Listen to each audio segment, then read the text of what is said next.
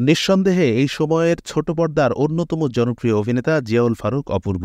এই সময়ে যেই কয়জন অভিনেতা ছোট পর্দায় রাজত্ব করছেন স্টারডম দিয়ে, তাদের মধ্যে তিনি একজন। টেলিভিশন ইন্ডাস্ট্রিতে একই সাথে বড় ছেলে এবং রোমান্টিক কিং নামেও বিশেষায়িত করা হয় এই তারকা অভিনেতাকে। 2004 সালে উই গট দ্য লুক প্রতিযোগিতায় অপূর্ব বেস্ট হেয়ার খেতাব জয় করেছিলেন। অমিতাভ রেজার নির্দেশনায় তিনি প্রথম নেসক্যাফের বিজ্ঞাপনে মডেল হন। অভিনেতা হিসেবে অপূর্বর যাত্রা শুরু হয়েছিল 2006 সালে গাজী রাকায়েতের নির্দেশনায় ধারাবাহিক নাটক বৈবাহিকে অভিনয়ের মধ্য দিয়ে। তবে তার অভিনীত প্রচারিত প্রথম খণ্ড নাটক চয়নিকা চৌধুরী পরিচালিত কথা ছিল অন্যরকম। অনেকেই জানেন না যে 2011 সালে ব্যাকডেটেড নামে একটি নাটক পরিচালনাও করেছেন অপূর্ব।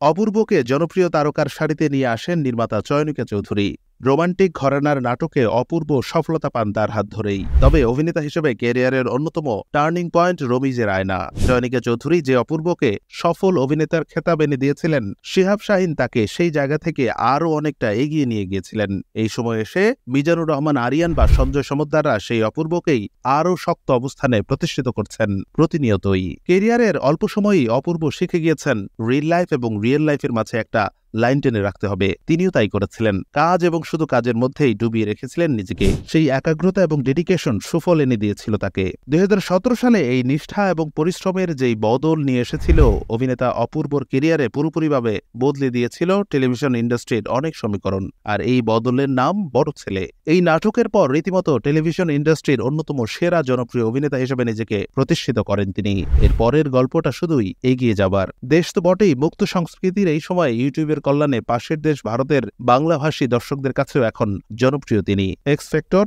শিশির বিন্দু, ধুলোমেঘের জ্যোৎস্না ভ্রমণ, রমিজের আয়না, বন্ধু আমার, তোমার কাছে যাব, ভালোবাসার পঙ্কতিমালা, ইট কাঠের খাঁচা, জানবে না কোনোদিন, নীল প্রজাপতি, কফি হাউস, শেষ প্রান্তে, দ্বিতীয় সৈকত, বিনিশতুর টান, সংসার, হৃদয়হীনা, ব্যাচ 27, পাশের বাসার ছেলেটা, কথোপকথন, মার্চ মাসের শুটিং, মায়াশালিক, পথে হলো দেরি, বুকের মধ্যে আগুন সহ বেশ কিছু নান্দনিক এবং জনপ্রিয় নাটকে অভিনয় করেছেন তিনি। প্রতিটি নাটকেই অভিনেতা হিসেবে দর্শকদের কাছে নিজেকে নিয়ে গেছেন বেশ ভালোভাবেই। এই ঈদে তিনি হাজির হচ্ছেন গোলাম মামুন নামক ওয়েব সিরিজ নিয়ে। ইতিমধ্যে পোস্টার এবং প্রমোশনাল কিছু ভিডিওতে অপূর্বর ডেডিকেশন এবং লুক নিয়ে প্রশংসা দেখা গেছে সামাজিক যোগাযোগ মাধ্যমে। বদলে যাওয়া দর্শকদের রুচি এবং সময়ের সাথে সাথে নিজেকে চ্যালেঞ্জিং চরিত্রে হাজির করার যে উদ্যোগ নিয়েছেন অপূর্ব, তা এক কথায় প্রশংসার দাবিদার।